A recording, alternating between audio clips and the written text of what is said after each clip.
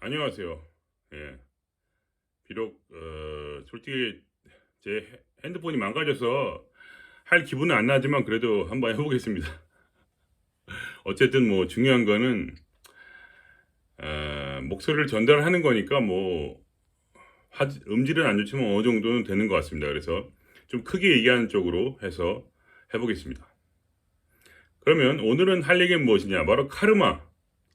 유명한 카르마에 대해서 말씀드릴게요. 음. 보통 이제 다르마라고 하나? 그래서 이제 어떤 진리적인 면이 있고 카르마라는 게 있어서 아마 제 생각엔 그런 것 같은데 카르마라는 게 있어 아마 그건 이제 행위를 말하는 거죠. 예. 그런 걸로 알고 있습니다. 제가 이제 아무래도 불교 쪽 전문가가 아니다 보니까 말이 틀릴 수가 있으니까 제가 틀리더라도 뭐 그렇게 특별히 유념하지 마시고요. 전문 용어는 잘 모릅니다.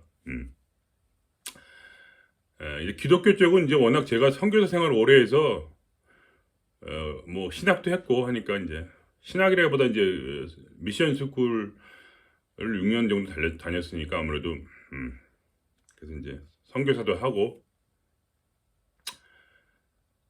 그랬죠. 그러니까 공립 대학을 나온 건 아니고 이제 그 교회 내에 소속된 그런 미션 스쿨에서 공부를 했으니까 공부를 많이 했기 때문에 뭐 성경도 달달 외우고 뭐 용어도 잘 알지만 불교 쪽은 그렇게 용어에 대해서 잘 알지 못합니다. 예.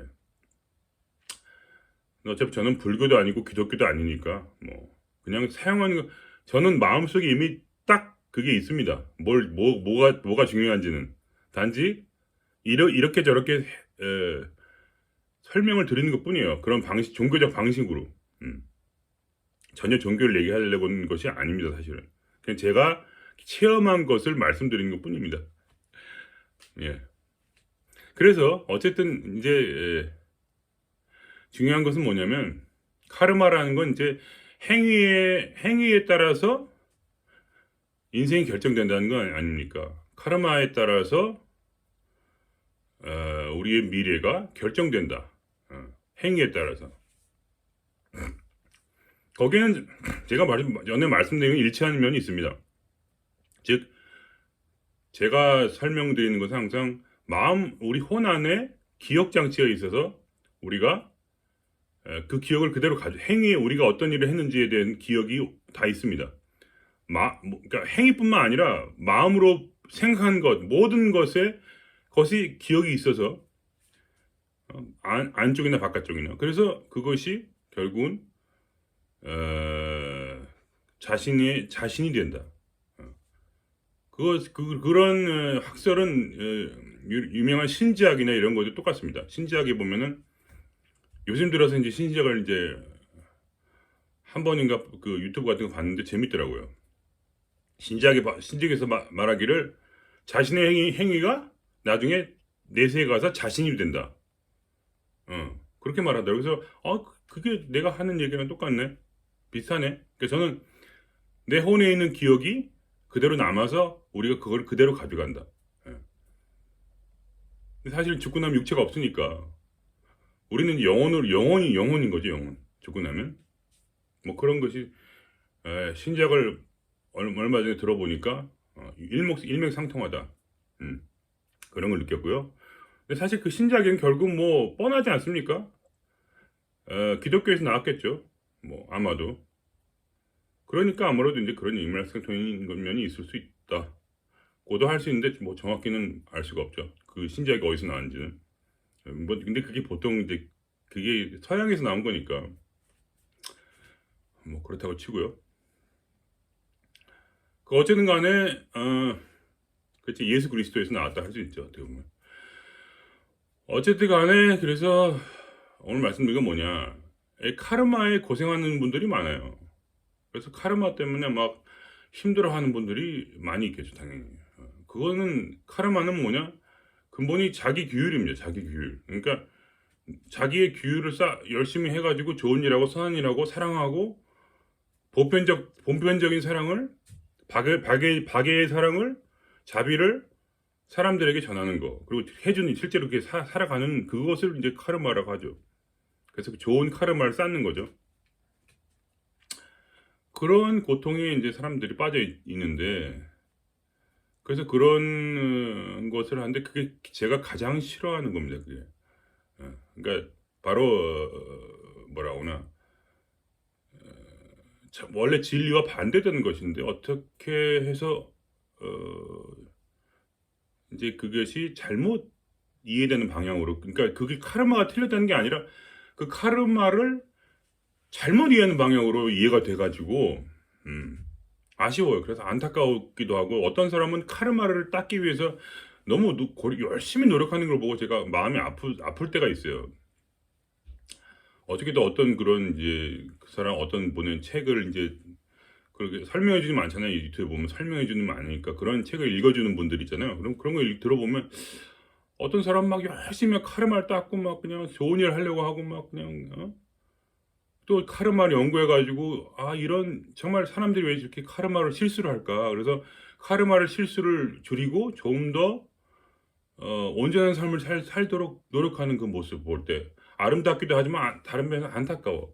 저렇게 해서 근데 결국 그분이 마지막에 제가 쭉 1시간 이상 들었는데 어차피 반타작밖에 못한다. 그런 말이 있어요. 반타작밖에 못해. 아무리 열심히 해도 반타작밖에 못해. 그래서 속으로 댓글도 쓰긴 했는데, 아니요, 어차피 반타작밖에 못하는 거, 선 아니면 악인데 반타작밖에 못하는 거 그거 왜 하나? 그냥 아무나 찍어서 그냥 아무 생각 없이 그냥 찍으면 반타작은 하잖아요. 선 아니면 악이니까 그냥 아무 생각 없이 둘 중에 하나 하면 되잖아. 그냥 그러면 50%인데 그럼 반타작도 못한다는데, 아니 어떻게 하면 반타작도 못할 수가 있나? 아무리 노력해도 반타작을 못한다 이거야. 그래서 진짜. 그래서 그러한 카르마를 어떻게 완성을 시킬 수 있냐 하면은, 카르마라는 것은 카르마 요가에서 나왔죠. 그거는 이제 브라만교에서 나온 건데 처음에. 그건 처음에 그런지는 모르겠어요. 솔직히. 인도 전통에 카르마는 항상 있었습니다. 제가 알기로는.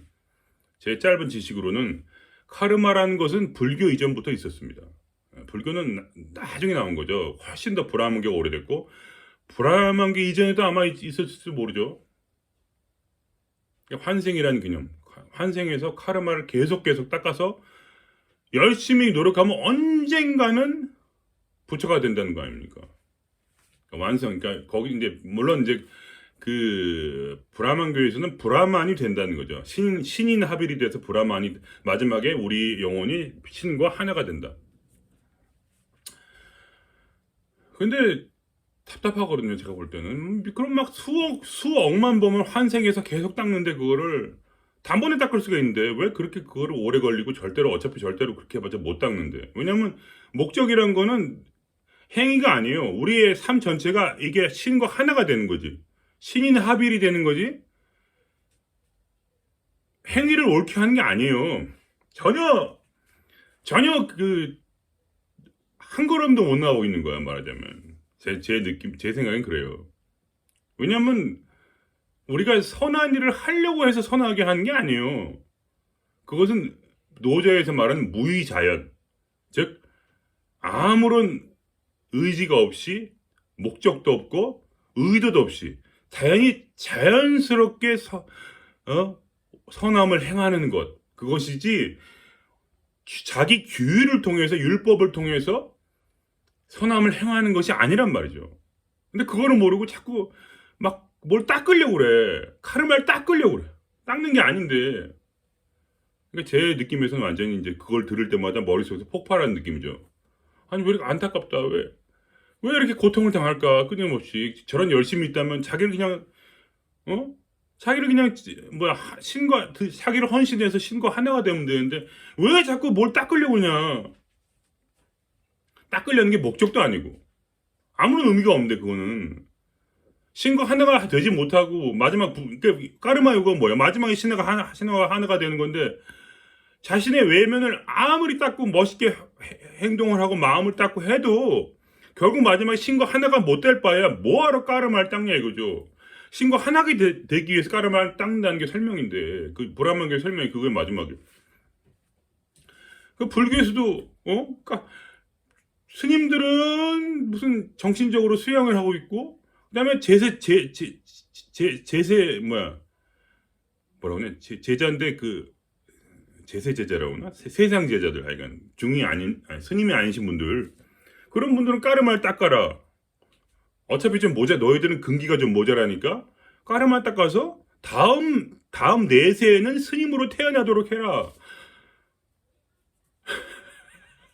뭐 맞는 얘기기도 한데 일리가 있어요. 왜냐면 스님이 된다는 것은 근본적으로 무엇이냐면, 제가 볼 때 부처님은 그렇게 생각하실 거야. 내 추측에는. 추측이 아니라 저는 그렇게 믿어요. 확실하게. 뭐냐면, 왜냐면 제가 그걸 체험하고 있으니까, 지금 가는 도중에 있으니까 안단 말이에요. 나는 그걸 체험하고 있는 중이야, 지금. 내가 부처님이 됐다는 게 아니라 이게 방향성이 글로 가고 있단 말이죠. 방향성은 확실하게 느껴지는데, 뭐, 그건 뭐라고 다른 얘기를 할 수가 없어요. 그거는 진짜 그렇게밖에 얘기가 안 돼. 그래서 뭐냐면, 자기를 이렇게 뭐라고 하나, 자기를 이제 세상에서 밖으로 끄집어내가지고 부처님 세상으로 들어갔다는 얘기예요. 그러니까 이 세상으로 이제 부모도 끊고, 부모 연을 끊잖아요, 우선 기본적으로. 그리고 자식의 연도 끊고, 세상 연 다 끊고, 물질도 끊고, 차도 끊고, 집도 끊고, 편한 생활 다 끊고, 맛있는 음식도 끊고. 그러니까 고기를 안 먹는 거지. 그러니까 음식을 먹을 때 최대한으로 맛있게, 맛없게 먹으라 이거예요. 근데 거기 막 스님들이 막 요리를 막 잘해가지고 부처님 절밥이 더 맛있다더라, 이런. 아니 뭐 그럴 수 있지만 근본적으로 틀렸어요. 그런 것 자체가 아예 맛없게 먹으라는 얘기거든요. 근본적으로 밥을 최대한으로 맛없게 먹어라. 난 밥이 중요하니까. 왜 그러고도 만족하고 살아라 이거예요, 제 말은. 그렇게도 만족하고 살 정도로 네가 정말 불도를 닦아라, 이런 얘기인데, 그거를 맛있게 만들어 가지고 막 사람들이 절밥을 먹으러 가. 근데 그거 보면 아주 기가 막힌 거죠. 뭐 할 말은 없는데 어쨌든 뭐 자기 자유니까. 근데 도랑은 상관이 없다. 말도 안 되는 짓을 하고 있는 거죠. 그러니까 부처님 어떻게 하셨어요? 그걸 실천하기 위해서 항상 밥을 빌어 드셨잖아요. 거지죠, 뭐, 거지. 부처님은 스스로, 그러니까 거지를 직업으로 택하신 거예요. 왜냐면, 시간이 없으니까, 워낙 하시는 일이 많으니까, 최소한도로 이 세상에서의 그런 모든 걸 이렇게 버리고자, 사람들 앞에 비천하게 나타나서 밥을 빌어 드셨던 거죠. 물론 나중에는 이제 막 공양을 하고 난리가 났겠지만, 유명해지니까 어쩔 수 없지, 뭐, 어떻게, 그건. 그렇지만, 최대한도로 자신의 직업을 가지셨던 거예요. 거지라는 직업을 가지시고, 최대한으로 밥을 빌어먹고 막 머리 숙이는 것을 일생의 천직으로 하셨던 거죠. 거지라는 그 직업을. 그러니까 부처님이 이제 동시에 거진 거예요. 부처님은. 예수님도 마찬가지죠. 항상 빌어 드셨단 말이야. 항상 빌어 먹었어. 어디 가서 얻어먹고. 어? 그러면 사람들이 그러니까 그런 삶을 다 사셨단 말이죠, 원래. 그 대단한 분들은 다 그래요. 그래가지고 그리고 뭐 공자님도 그냥, 소크라테스는 뭐 원래 그냥 그런 분이었고 그냥 자유로운 분이고, 그다음에 이제 공자님도 맨날 직장 못 얻어가지고 여기저기 다니고 맨날 정치판에 끼어들려고 했는데 다 맨날 빠꾸 당하고, 그래서 결국은 정치가는 못 되고 제대로 못 되고 그냥 철학자가 되신 거 아니에요? 공자님도 맨날 직업 죽어라 여기 가는데 실패하고 저기 가는데 실패하고 맨날.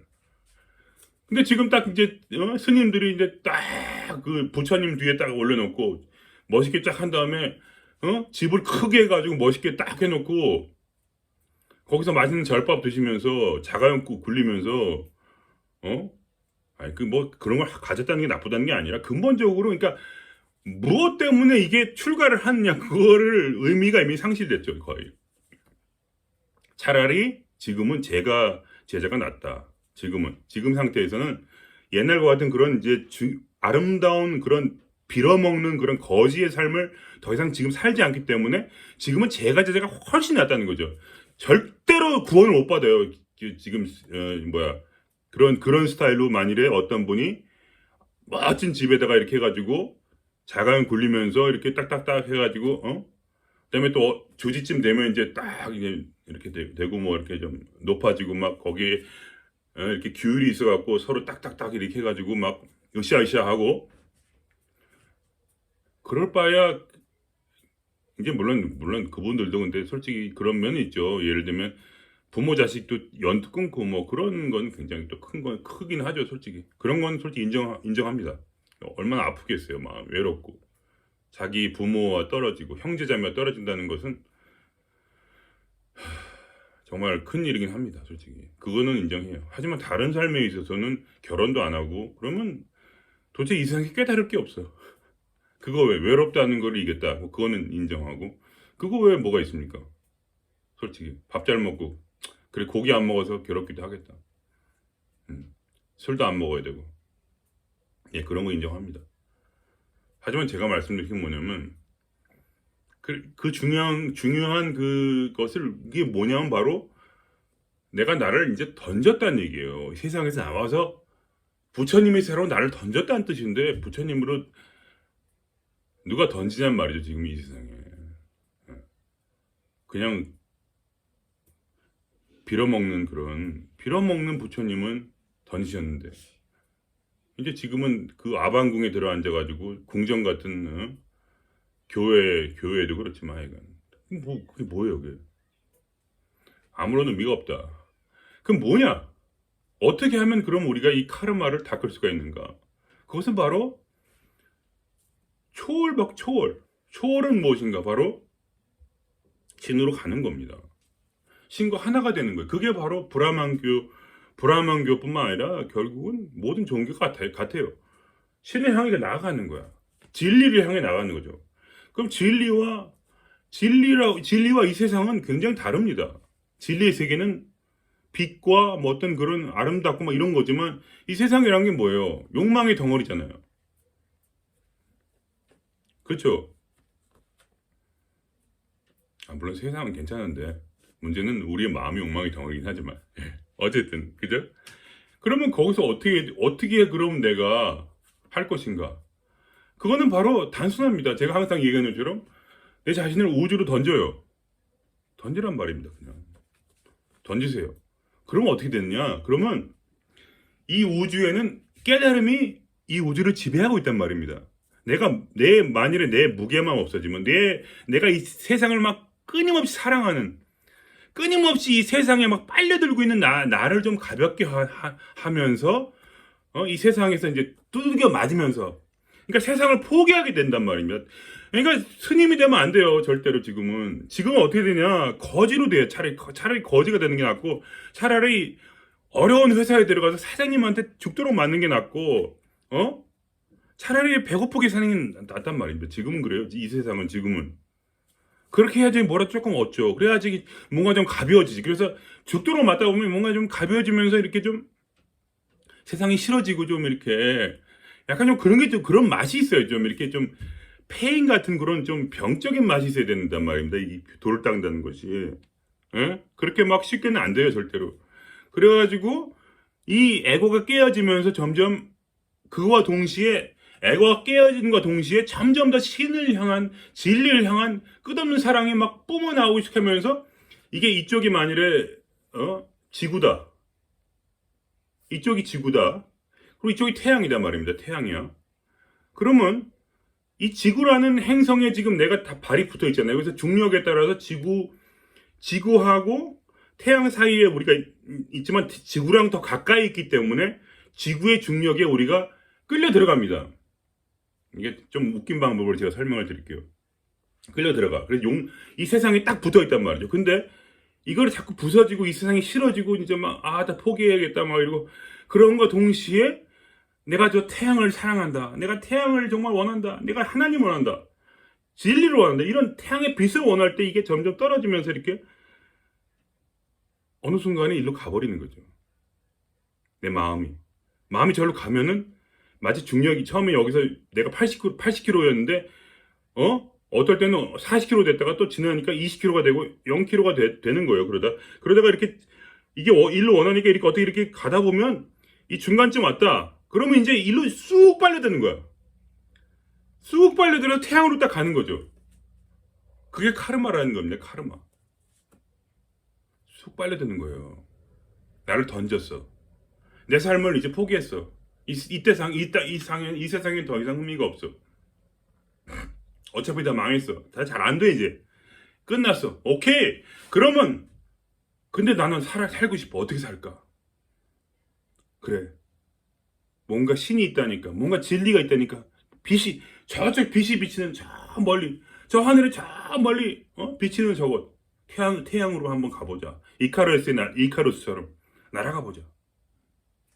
그러한 마음으로 우리가 저 태양을 사모할 때, 태양신도 있잖아요. 오직하면 태양신도 있겠어요. 얼마나 좋아요, 태양이.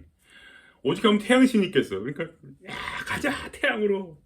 그러한 마음으로 우리가 이 땅에서 가벼워지고 또 더 강한 신심으로 믿음과 소망과 사랑을 다 그쪽으로 줄 때 우리가 자연히 이 중력이 약해지면서 한쪽에서는 내 무게가 적어질 것이요. 한쪽에서는 이쪽의 중력이 강하게 내게 더 작용하면서 나중에는 처음에는 이게 천천히 가요. 천천히.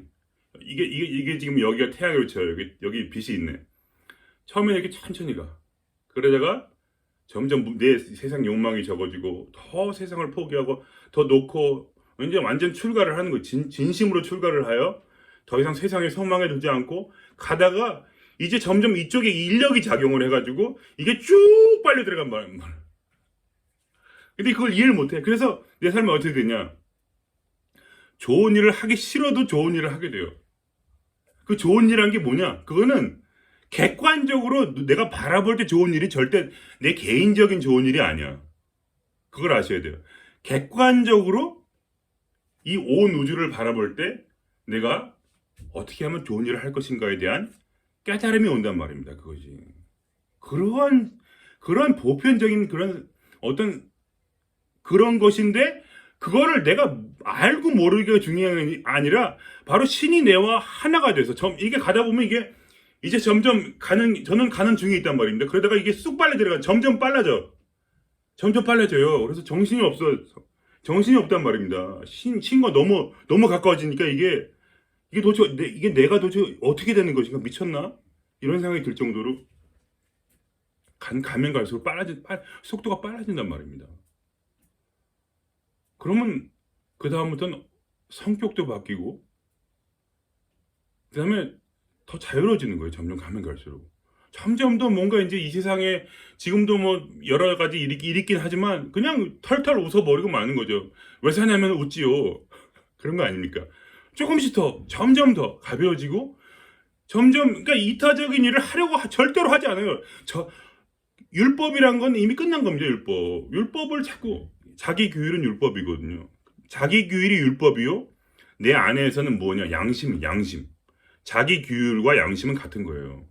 근데 성경에 보면은 율법이 우리 안에 있으면 그것이 양심이 있으면 우리 안에 율법을 역할합니다. 그러니까 이 양심이란 건 분별망상이긴 하지만 그래도 어떠한 사람들이 마치 신을 모른다. 신과 완전히 이제 이 세상에서 동떨어져서 신을 모르고 여기서 살 때는 이 율법이 정의 역할, 올바름. 그래서 그나마 이것이 있어야 서로 죽이지 않고 그나마 이게 있어야 뭔가 좀 좋은 일을 하지만 그 좋은 일이란 게 전부 다 어차피 주관적이기 때문에 절대로 객관적이고 보편적인 어떤 좋은 일을 할 수가 없어요. 그래서 카르마가 닦이지가 않아요. 모든 게 실수이기 때문에 양심에 따라 사는 삶은 모든 것이 실수입니다. 신의 입장에서 객관적으로 전체를 바라볼 때 내가 아무리 좋은 일을 지금 예를 들면 길 가다가 똥을 치운단 말입니다. 그죠? 길 가다가 똥을 치워. 근데 그 똥을 누가 안 밟아서 좋아. 안 밟아서 똥을 안 밟으기 좋죠. 똥을 치워주니까 누가 안 밟아. 근데 그 사람이 안 밟았기 때문에 그 다음 거는 빨리 가다가 앞에 나온 차에 치워 죽는 겁니다. 왜냐면 그 똥이 바로 그 차도 바로 앞에 있던 똥이었어. 그래가지고 그거를 안 밟고 뒤로 물러섰으면 그 사람이 살았을 텐데 그 똥을 안 밟고 바로 다음 걸음을 가다가 이 사람이 차에 치여 죽습니다. 그러면 이것이 좋은 일인가요? 그러니까 그러면 이렇게 말하죠. 어떤 사람은 내가 내 할 일 최선을 다했다. 그렇지만 이 사람이 결국 이 사람의 똥을 안 치웠다면 똥을 안 치웠다면 살았을 사람이 죽은 겁니다. 이런 일이 얼마나 많습니까, 이 세상에. 정치에서 어떤 하나를 잘하기 위해서 얼마나 많은 사람들이 고통을 당합니까? 이번에 새로 고속 열차도 보세요. 각 지역의 그런 정당의 그런 사람들이 자기 지역의 사람들을 좋게 하겠다고 고속전철이 서울에서 부산까지 쫙 가면 되는데 이걸 이렇게 만들어놨어. 그래서 결국 어떻게 했냐? 고속전철을 만들었는데 어떤 지역에서는 겨우 예를 들면 여기서 여기까지 기억이 안 나는데 정확히 여기서 여기까지 37분 걸렸는데 지금은 35분 걸린대. 왜냐면 이게 이렇게 돌아가니까 이렇게. 그러니까 뭐 고속전철이 왜 필요해 도대체. 그래서 그 사람이 그러는 거야. 지역에서 어떤 사람이 자기 지역을 위해서 좋은 일을 하겠다고 각 지역마다 발벗고 나서는 바람에 이 지하철 공사가 200년 동안에 큰 손실이 일어났다. 이거 완전히 망해버렸다. 이것은 크나큰 치욕이다. 이 고속 열차의 그런 것이 완전히 잘못됐다. 그러니까 이 과학자들과 테크니커들은 그냥 환장을 하는 거예요. 왜 도대체 정치가 여기 개입을 해가지고 우리를 망치는가? 도대체 이 나라를 왜 망치는가? 그러니까 사람이 자기 좋은 마음을 갖고 양심을 가지고 무언가 해도 이 전체 우주의 입장을 볼 때는 그것은 큰 손실이라는 겁니다. 그것이 바로 우리 양심이야.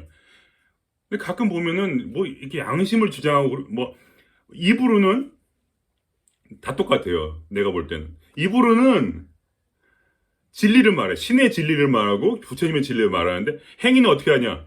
규율을 따르라. 뭐 마음에서 우러나는 보편적 사랑, 예수님이 말한 대로 이웃을 사랑해라. 이런 일을 행하라. 이런 것의 방식으로 그걸 위해서 뭘 하라는 얘기냐면 양심을 따르고 규율을 따르라는 얘기예요. 그래서 내가 보면서 아니 그렇게 멋진 말을 하시면서 왜 해탈을 못 이뤘을까? 그럼 우리는 뭘 따르냐? 우리는 깨달음을 따르. 진정한 고수는 어떻게 하느냐? 깨달음을 따른다는 말입니다. 깨달음이라는 것은 우주 보편의 진리. 그러니까 즉 신으로부터 직접 내려온 바로 우리 마음속에서 대해지는 것뿐만 아니라 우리 삶 자체가 신과 합일이 될 때 우리는 삶과 합일이 돼요. 진리와 합일이 되고 삶과 합일이 되기 때문에 이 삶에 거스르지 않는 바로 무위자연의 도를 따라서 자연스럽게 이 우주 전체의 아름다운 결실을 맺는 카르마를 짓게 된다 이겁니다. 근데 이러한 것을 모르고 실제 생활에서는 양심을 따라 살라고 하고 자기 규율을 따라서 카르마를 들으래. 그래서 내가 보면서 네가 얼마나 고생을 하니? 얼마나 고생을 하니?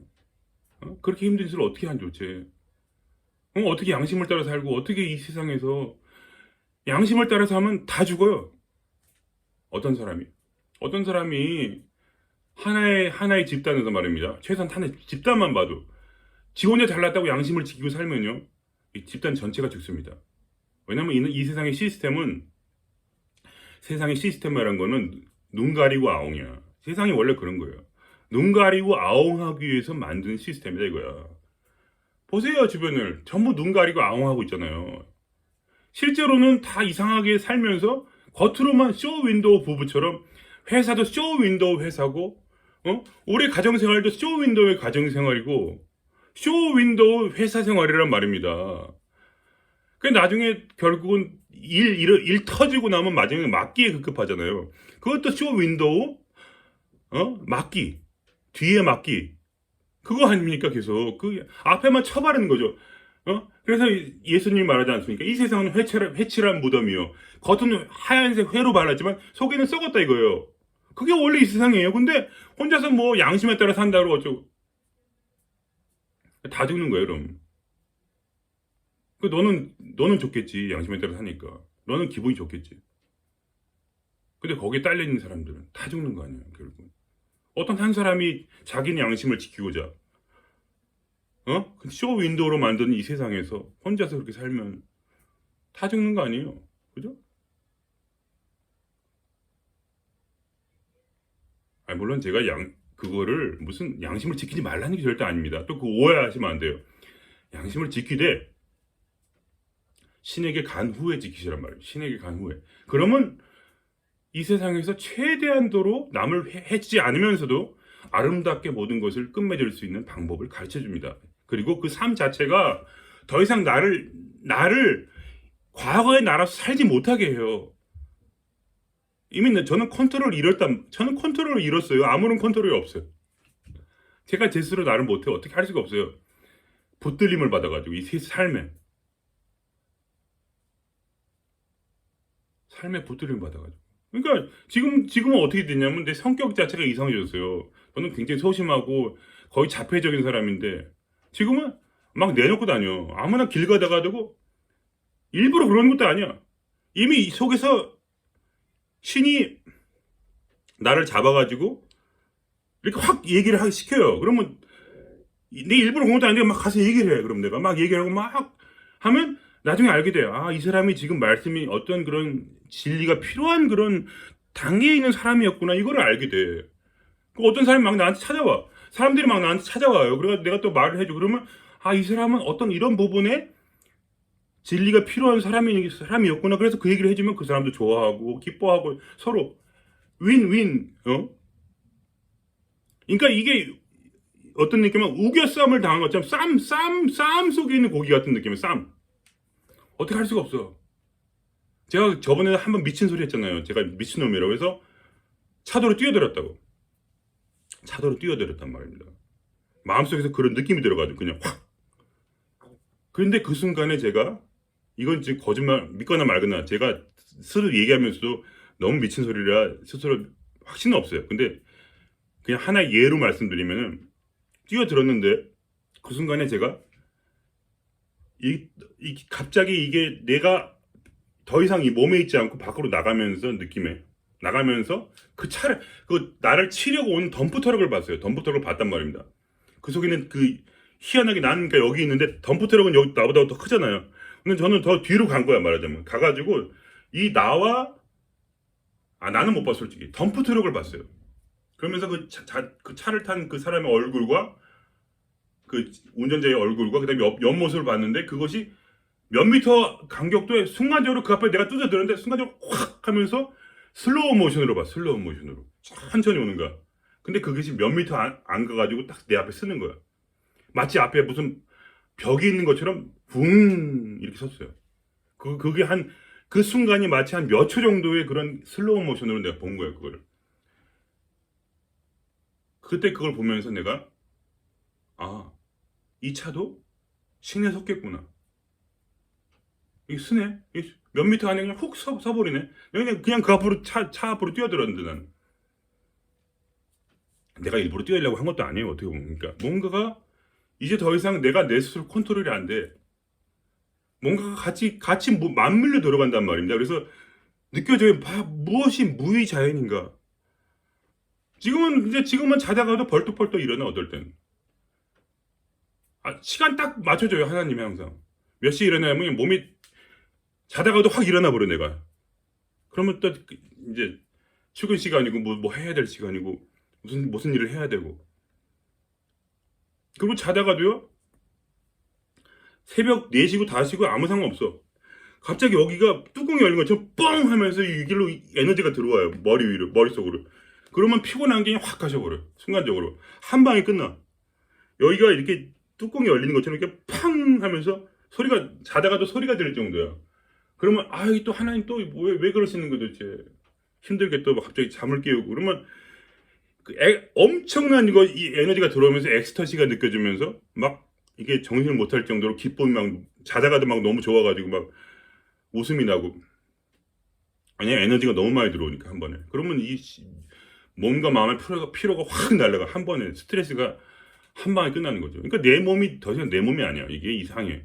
그래가지고, 마음대로 막 가고, 그러니까 한마디로 미친놈은 맞는데 이상하게 저 행동이 이 세상의 어떤 그런 움직임과 아다리가 맞아가지고 모든 게 잘 풀려요. 그렇게 되니까 이상하게.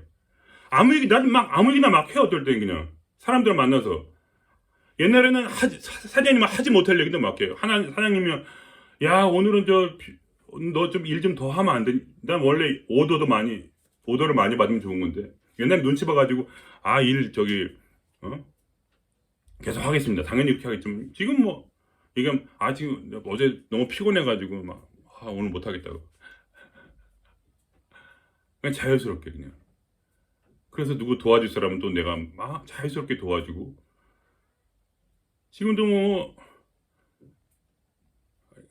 그거 얘기하면 끝도 없어요. 얼마나 많은 일이 계속 일어나는지, 계속 사람들과 관계 속에서 모든 게 잘 풀리고 맞으면 결국 모두가 해피하고, 사장님도 해피하고, 고객도 해피하고, 나도 해피하고, 동료들도 해피하게 다 웃고 지나갈 수 있게.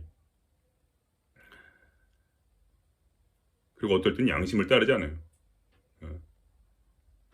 모든 것을 다 도와줄 쓸모가 내가 없기 때문에, 모든 걸 할 수 있을 때는 할 수 있죠. 그러나 모든 것을 할 수 없는 능력이 없는데도 쓸데없이 객관적으로 볼 때 능력이 없는 부분은 안 합니다. 저는 안 해요.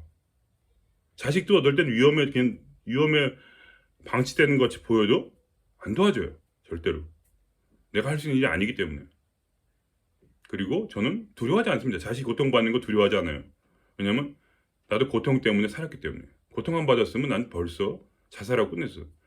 나는 그러니까 이게 자기 포기가 아닙니다. 제가 말씀드리는 게 자포자가 아니에요. 신을 구하는 마음을 가지고 자기 포기한 거지, 자기 포기만 한 게 아니에요. 극도의 희망으로 자기를 포기한 거예요. 완전한 그런 뭐라고 하나 강력한 믿음을 가지고 자기 포기를 한 거예요. 신에게 나아가기 위해서. 왜냐면 저기에 그분이 계시다는 걸 옛날에는 몰랐지만 이제는 아니까. 나를 너무 끌어당겨가지고 이 삶이 나를 우겨싸가지고 나를 글로 보내고 있어요. 그러니까 어떻게 할 수도 없고 이제 도망갈 수도 없고 행동을 할 수도 없고 이미 나의 몸과 마음의 컨트롤을 잃었어. 내가 원하지 않던 말도 하고 원하지 않은 행동도 하고 그러면서도 또 내가 원하는 대로 살게 되고 그러면서 이상하게 주위 사람들이 행복해지는 괴상하고 이상한 그런 일들이 일어나고 있는데 나도 영문을 모르겠다. 그러니까 내가 볼 때 카르마가 지금 닦여지고 있구나. 양심에 따르는 사람은요 절대로 카르마를 닦지 못합니다. 먼저 부서져야 될 게 항상 제일 먼저 부서져야 될 게 양심이에요. 자기 규율이라는 것은 신의 원수입니다. 자기 규율이라는 것은. 왜냐면 그것이 너무 강해서 마음에. 저도 그래요. 그래서 죄의식이라는 것. 그래서 성경에 맨날 그러는 거예요. 그런 얘기가 처음 나오는 게 이제 불교에서는 바로 생각 자체를 아예 하지 말라고 그러고 그래서 자꾸 양심에 자꾸 따르니까.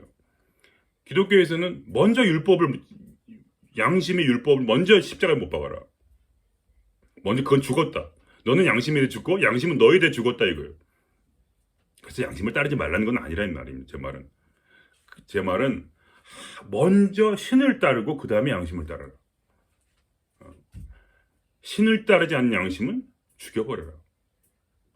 왜냐하면 오직 모든 것을 보편적인 눈으로 객관적인 눈으로 볼 수 있는 것은 바로 신의 눈밖에 없기 때문에.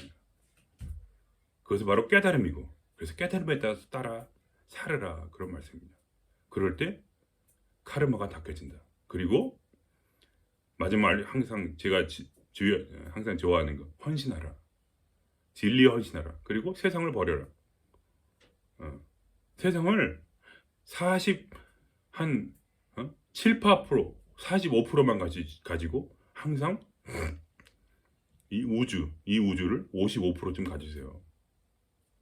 그게 그 윤홍식인가 한 말이 그분이 말한 그 말이에요. 그 말은 맞는데 그분의 삶은 아직 고는 받지 못했지만 어쨌든 간에 그건 제가 그분을 욕할 생각은 없어요. 왜냐하면 그분이 큰 일을 하시는 걸 알아요. 많은 사람들을 신에게 돌리고 있는 분입니다. 굉장히 위대한 분이에요. 그렇지만 저는 그런 인간이 못 됩니다. 저는 미친 사람이에요. 저는 어떤 사람이냐면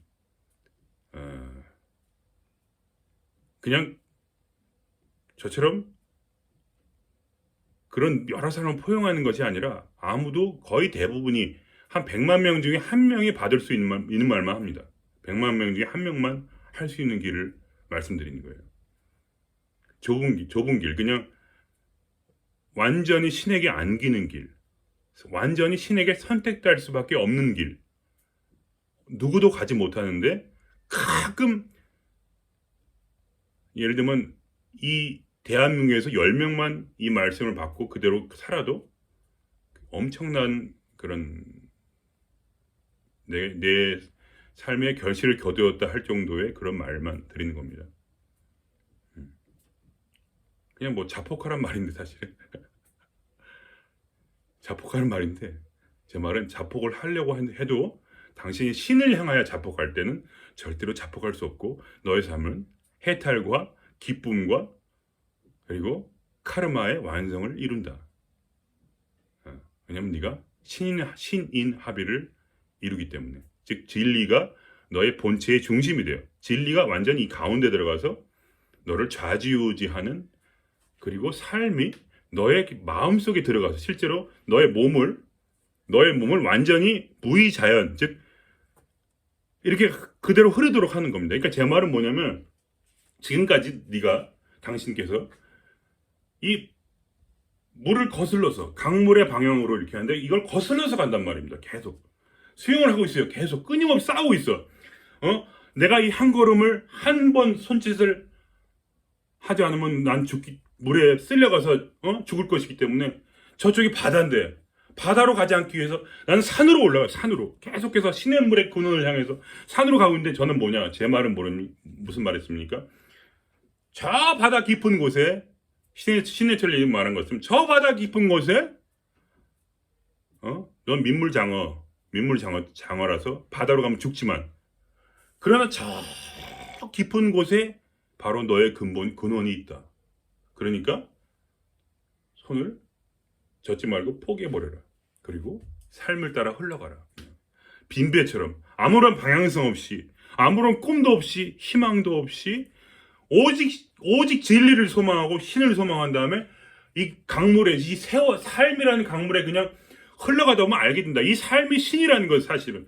그래서 이 삶이 결국은 점점 더 강한 중력을 따라서 흘러가서 저 중력을 따라서 계속 가다 보면 왜 흘러가죠? 이 물이 중력을 따라 흘러가죠. 높은 곳에서 낮은 곳으로 흐르니까. 그리고 이 파도가 왜 칩니까? 이 달의 중력을 끌어당기니까 이 파도가 이게 치지 않습니까? 그러니까 이 모든 것이 중력을 따라서 내가 파도가 치면 파도가 치는 대로 그냥 날아가라. 물이 위에서 아래로 흐르면 중력을 따라서 그냥 흘러가라. 그래서 바다 깊은까지 들어가서 거기서 중난이 있어도 가다 보면 용기를 내서 가다 보면 그 앞에 신이 있고 그리고 사실은 너의 모든 삶이 사실은 다 신이었다는 것을 알게 된다. 그죠? 이 우주가 말입니다. 이 우주가 전부 다 중력을 따라 움직이는 거 아시죠? 우주의 한 점이 있습니다. 우주의 한 점. 여기가 신의 자리입니다. 이 신의 자리를 가장 무거운 건 신이기 때문에 이 우주가 신을 따라 돌고 있는 거예요. 그럼 예를 들면 지구가 자전하면서 또한 다른 지구를 돌고 또 지구는 태양을 돌고 이 태양계가 이렇게 태양을 따라 돌고 있죠. 그럼 이 태양계가 은하계를 따라 돕니다. 또 이렇게 그러니까 공정 궤도가 굉장히 여러 가지라는 거 아셔야 돼요. 그러니까 제가 아는 범위 내에서는 그래요. 이 태양계가 바로 은하계를 따라 돌고 은하계는 또 다른 더 큰 은하계를 따라 돌며 은하수는 또 더 큰 은하수를 따라 공전하며 그것도 자전하고 그리고 이 전체 우주는 바로 이 가운데 점인 신을 중심으로 놓고 전부 다 공전하며 자전하고 있습니다. 공전하고 있어요. 그건 무엇이냐? 더 이상 중력에 따라 살지 말고 이 세상의 찌질한 지구의 중력에 따라 살지 말고 가장 강력한 이 중심적인 신을 향하여 너를 던져라. 이 삶을 향하여 너를 던져라. 그러면 너는 가운데로 간다. 점점 강해진다. 가까이 가면 갈수록 이 신이라는 중심을 향해서 들어가서 거기에 꽂혀버리는 거야. 날아가고 있다는 겁니다. 그러면 카르마 같은 거 신경 쓸 필요 없어요. 너의 삶은 점점 더 완벽해진다. 윈윈한 삶을 점점 더 살게 된다. 가면 갈수록 더 커질 것이다. 그러한 삶이 그렇게 된다 이 말씀입니다. 여기서 마치겠습니다.